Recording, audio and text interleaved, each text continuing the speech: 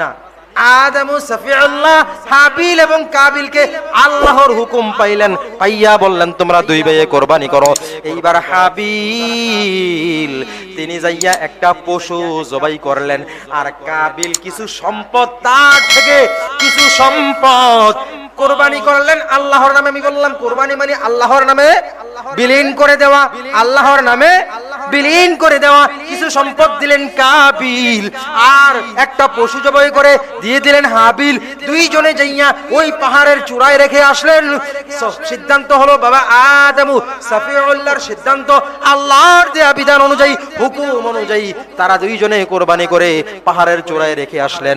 পাহাড়ের চূড়ায় রেখে আসার পর একজনের কোরবানি, অর্থাৎ যিনি আল্লাহর সিদ্ধান্তের উপর অটল ছিলেন, তেরামি করে নাই, দুই রকম করে নাই, কোন রকম ঘাড় তেরামি করে নাই, তর্ক করে নাই, আল্লাহর বিধানের পক্ষে ছিলেন হাবিল। তার কোরবানি আল্লাহ তাআলা জবেহ করা পশুটাকে আকাশ থেকে এক খণ্ড আগুন এসে পুড়িয়ে ছাই করে হাওয়ার সাথে মিশিয়ে উঠিয়ে নিয়ে গেলেন। সুবহানাল্লাহ। আর কাবিলের কোরবানি যেখানে ছিল সেখানে পড়ে আছে। কোরবানির সিস্টেম হলো আল্লাহ তাআলা যখন কবুল করবেন, মঞ্জুর করবেন সেই কোরবানি, আল্লাহ তাআলা তাকে কবুল করার সাথে সাথে আগুন দিয়ে পুড়িয়ে আল্লাহ তাআলা তার কাছে নিয়ে নেবেন। আর যখন আল্লাহ তাআলা কবুল করবে না, তখন সেইটা পড়ে থাকবে। এই যদি সিস্টেম এখন থাকতো, আহারে আমরা বাঙালি, মাছে ভাতে বাঙালি, এখন বেশিরভাগ কি হইতো, হ্যাঁ, একজন মসজিদে আইলে এখন দেখাই দিতেন, এই গত বছর তোর কোরবানি কবুল হয় নাই, তোর কোরবানি কবুল, দেখাই দিতেন, তাই না?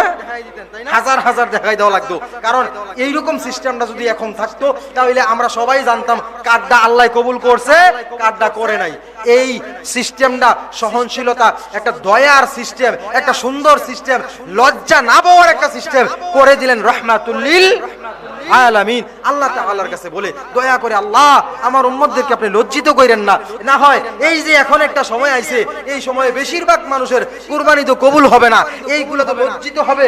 আর বদনাম হবে কার? সন্তান অপরাধ করলে বদনাম হয় বাবার, অমুকের ছেলে বলবে না? আমি যখন মানুষ এই কোরবানি কবুল হবে না, তখন বলবে মুহাম্মাদের উম্মত, আমি মুহাম্মাদের বদনাম হবে।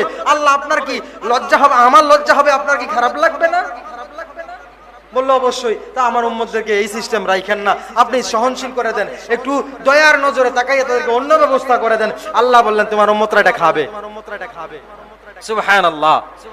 এই যে দেখেন, তাহলে আমরা কোরবানি বুঝলাম কি? আল্লাহর নামে দিয়ে দেওয়া। প্রথম কোরবানি কি? আল্লাহর নামে দিয়ে দেওয়া। অনেকে আইয়া প্রশ্ন করেন, হুজুর কোরবানি যে করছি, যদি 3 ভাগ না করি, যদি 4 ভাগ না করি, যদি 2 ভাগ না করি, আরে ভাগ বাটোয়ারার প্রশ্ন আসে কেন রে? ভাগ বাটোয়ারার প্রশ্ন এখানে আসে কোরবানির মানি বুঝলে। মানিটা কি বুঝলেন? আল্লাহর দেয়া সম্পদ থেকে আল্লাহর নামে কি করা? কোরবানি করা। এখন মসজিদে বসছেন, প্রত্যেকের হাতে, প্রত্যেকের পকেটে আল্লাহর দেয়া সম্পদ আছে না নাই? এখন কিছু লোকে কয় আছে, কিছু লোকে চুপ করে রইছে। যদি হুজুরে ফকড় হাত দেয়, হ্যাঁ, আমি বললাম আল্লাহ বলেছেন সম্পদ কার? ইন্নাল্লাহা আশতারা মিনাল মুমিনিনা আনফুসাহুম ওয়া আমওয়ালাহুম বিআন্না লাহুমুল জান্নাহ। আল্লাহ বলেছেন জান এবং মালের বিনিময়ে আমি তোমাদেরকে দিয়েছি জান্নাত। মাল এবং জানের মালিক কে? আল্লাহ।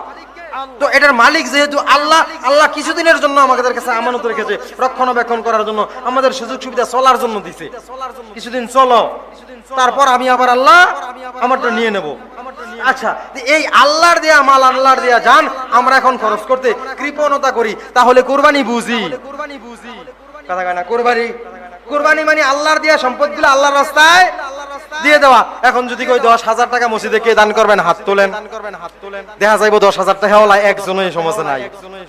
এই সমাজে না, মানে আপনাদের কাছে আর কি, হ্যাঁ, আসেনি 10,000 টাকা ওলা আল্লাহর রাস্তায় মসজিদের জন্য কে কোরবানি করবেন দেখি 10,000 টাকা দিবেন, এই কথা কইলে কেউ হাত তুলতো না। কিন্তু কোরবানি কয়েকদিন পরে একজনে 50-60 হাজার টাকা, 1 লাখ টাকা খরচ করবো নি, ওইটাও কোরবানি, এইটাও কোরবানি। কোরবানি বুঝাচ্ছি আমি আপনাকে, এটাও কি কোরবানি? আমি বললাম এক কথায় আল্লাহর দেয়া সম্পদ থেকে আল্লাহর নামে, যেটার মধ্যে কোনো স্বার্থক থাকবে নিজের কোনো স্বার্থ থাকবে না, এটার নাম কোরবানি। এখন আমি বললাম মসজিদের কাজের জন্য 10,000 টাকা দেবেন, একজনও হাত তুলুন না। নাই কোরবানি ঈদের সময় দেখা গেছে গরু বাজারে ভিড়ের অভাব নাই, মহিলা পুরুষের অভাব নাই, ধনী গরিবের অভাব নাই। হ্যাঁ, তাহলে আমরা কোরবানি বুঝি না, কোরবানি বুঝি না, কেউ আমরা কোরবানি বুঝি না, না বুঝা কোরবানি করতেছি আসেনি।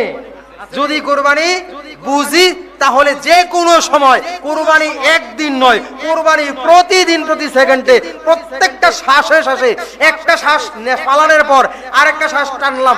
টানা মানে কি?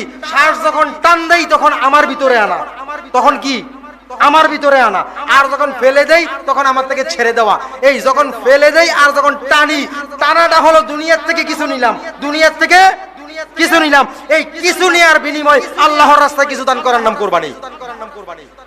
কথাটা খুব কঠিন, বুঝতে কষ্ট হচ্ছে।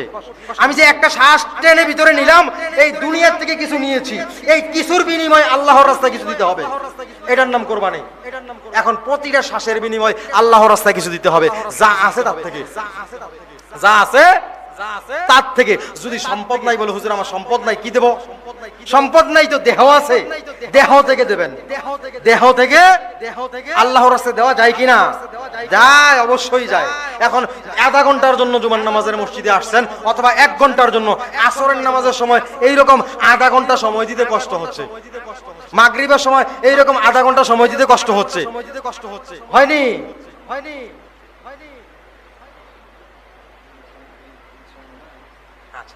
তো এরকম কষ্ট হচ্ছে। এখন 1 ঘন্টা সময় দিলাম, আমার সম্পদ নাই, যার সম্পদ নাই তে বলবেন হুজুর আমি কি দেব?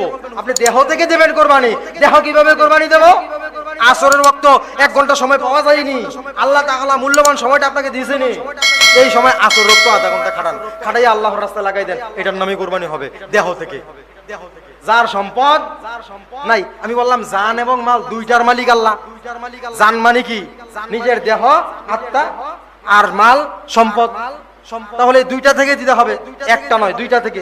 শুধু সম্পদ দিলে হবে না, নিজের জানকেও কি করতে হবে? আল্লাহর রাস্তায় খাটাইতে হবে, এইরকম ভাবে। এখন আমি আপনাদের কাছে কুরবানি উপলক্ষে একটু হাত না বাড়াইয়া পারছি না,